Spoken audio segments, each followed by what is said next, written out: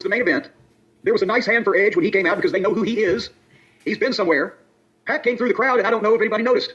Except they probably said, why is that guy coming back from the concession stand with no shirt on? But then he got in the ring, and I noticed that it was 9:44 p.m. Eastern time. That means even without an overrun, they had 16 minutes to go. So I zipped ahead till after their break, and Pac was getting some heat on Edge, and I started watching it, and I zoned out on it. They were being very careful not to rush. Let's put it that way. You know, it's always one of these things. It's always too hot or too cold. It's never just right. But I mean, I don't know. I didn't watch the whole thing. I think Edge is a pro. He's got plenty of experience, but he made a comeback. He milked the spear. Pac wouldn't get up, and Edge wouldn't go to him. He's going to spear him in the fucking back. Finally, Pac got up, and Edge went to him, and Pac leapfrogged the spear, and they went right into another spot. Pac, to me, has timing issues, especially when he spends 15 minutes on top rope, but I don't know what's going on. At one point, Pac got a submission hold on Edge while he was on Edge's back. Edge was fully supporting his weight. I'm thinking fall straight back. Just fall straight back. Staying in doesn't mean you can't go all out. More wings, more flavor, more bang for your buck. The boneless meal dip. Shut up. The fans, I thought, were zoned out.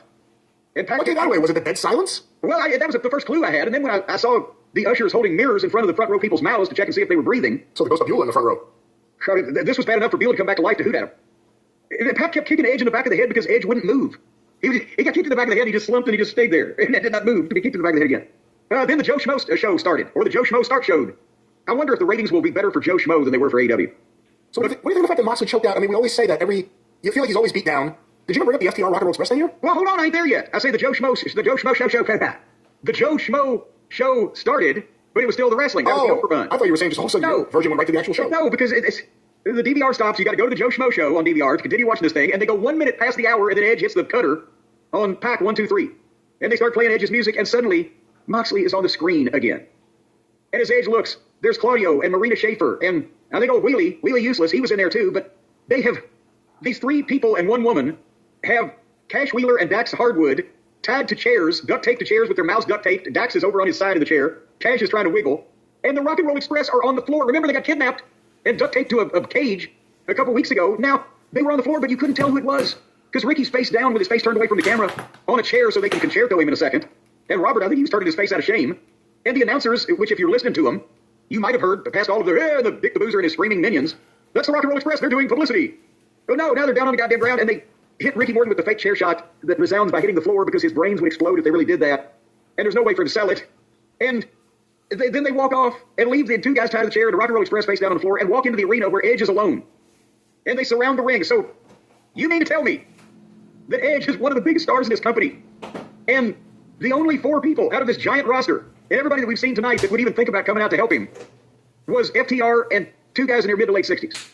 To begin with, what the fuck? And then they all jump Edge, and there's mild booing, and they get weak heat. And then here comes Jay White with music and all that. It's Jay White. And people are like, eh? And I think, did he beat up one or two in the alleyway, and then he got in the ring, and they stopped him, and the fans were indifferent to that. And then Moxley got the choke on Edge, and they were holding Jay White down immobile, and so nobody in the ring was moving. And this was the heat they were getting, where they're holding one guy and not moving themselves, and the other guy's choking the other guy, neither one of them were moving. And then the heels got up and left after they'd finished fucking choking these fucking goofballs out. The fans weren't moving either. Whew. I don't know what to tell you. That was that. I mean, there's so much to say. First of all, if you're going to do this kind of stupid shit with the Rock and Roll Express, wouldn't you establish on this show that they are there? Could maybe they have done the backstage interview instead of Jeff Jarrett doing the backstage interview about the interview he was about to go out to the ring and do live. Harley Cameron got 2 segments. Well, she's got two of a lot of things, and it's not fair. Well, she got 2 segments. They got kidnapped. Yeah, You know, Edge and Dax and Cash are kind of the same in terms of baby faces that have been beat down or just made to look foolish so often that they're not effective baby faces anymore. Dax and Cash were tied with... Dax was turned over on the chair. Cash at least had the dignity to be sitting up straight. Well, no, that means that Dax was putting up more of a struggle. After, how did they get him in that position? What, did they propofol him? That's what I... How did they get all 4? Was it one by one, or did they do it all at one time? It's ridiculous. They must have been hanging out behind... You know, Ricky Morton knows exactly where that one room all the way at the end of the bowels of the Coliseum is where you could entertain a female company. I bet they staked out that door and caught them all as they were coming out. I remember that room. That was the one that had the sign that said no Andrea. Hey, come on. Was that a different room? I don't know. That was a different room. The point is, this does nothing for the baby faces. The fans aren't reacting to anything that heel Moxley does. You began the show with what was a hot series of events for AEW. May not have all made sense, but it doesn't matter. The fans were into it. People were jumping all over the place. They were over. The fans reacted to Kenny. The fans reacted to Ospreay. Fans didn't react to Pac. Fans didn't react to Edge. Fans certainly No, reacted. they cheered him when he came out. They just didn't. And then they went to sleep. And then they went to sleep because no one wants to see him wrestle. And they certainly didn't react to Moxley. You said Edge is a star. He was part of the Star Machine. I have not seen anything since he has returned, especially to AEW since he has entered AEW. He doesn't feel like a star. Whatever he may have been a long time ago, he just seems like a babyface with bad instincts. Well, to be fair, every star that's come to AEW doesn't seem like a star anymore. Just to be fair. You know, and I think Lashley and Shelton, we said it before, they're super over. You don't hear any complaints about the fact that they're not young guys. But with Jeff Jarrett, and especially Edge, who's younger than Jeff Jarrett, these guys look so old. It's like a different energy. It's not the right, they're not getting, nothing's giving off the right energy right now. The opening of the show kind of did, and the business did.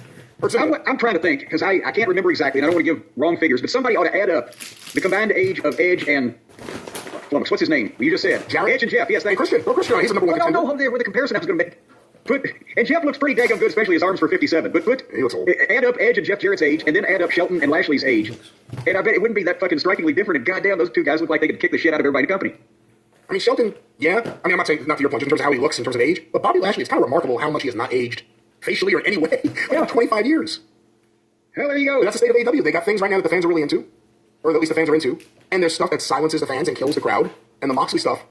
I mean, the most difficult conversation is going to be if Tony gets to the point where he doesn't let it play out the way Moxley wants it to. But at this point, how could you? How close to the end of this thing you think we are in Moxley's head? I think it's going for a while. Oh, God. We probably have to wait at least until Darby gets off Mount Everest. Well, that ain't going to happen. We have to wait at least until Orange Cassidy returns. Maybe they could get a Darby plaque to put up in memory of Darby, who's still somewhere on Mount Everest. So that's the thing, you know, I hate the Moxley stuff, but Edge went along with it here. Why is Edge along? Edge doesn't realize right now the last thing he needs as an on-air character is to once again be laid out, especially just choked out to the point where you're dead, and they just leave while the fans sit there in silence. What the fuck? And it's already been established now that the only tenuous friend you might have that's not able to be kidnapped and tied to anything that's handy is fucking Jay White, and he was no help whatsoever. Everybody else just, fuck him. I gotta beat the traffic. And again, FTR, they never are presented as strong babyfaces. They're always presented as secondary characters who get kidnapped or attacked. And that doesn't help anyone. But that was AEW Dynamite. I don't have the strength to stay away from